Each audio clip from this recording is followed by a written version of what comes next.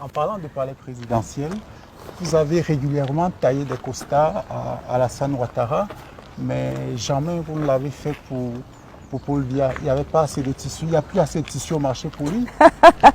Dans le combat dans lequel je suis, je me concentre sur les personnes qui sont en front line chez l'adversaire. Il y a deux raisons d'ailleurs. La première, c'est que Alassane Ouattara, tout comme aujourd'hui Mohamed Bazoum ou Macky Sall, sont vraiment des gens qui sont des gouverneurs, des laquais dans toute leur laideur.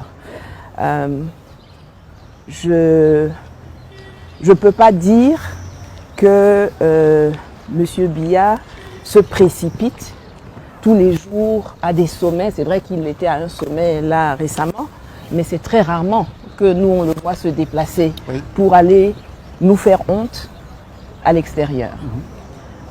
Et par ailleurs, si on regarde bien les paramètres économiques de la France et du Cameroun, la part de la France dans le secteur économique s'est réduite de façon... Comme peau de chagrin. Voilà, constante. Donc, et puis deuxièmement, la raison pour laquelle je ne parle pas autant de lui que je parle peut-être d'autres personnes, c'est parce que je déteste qu'on veuille, d'une part, me réduire à un pays qui n'est né que dans l'imagination de gens à Berlin en 1884. Je me considère comme africaine.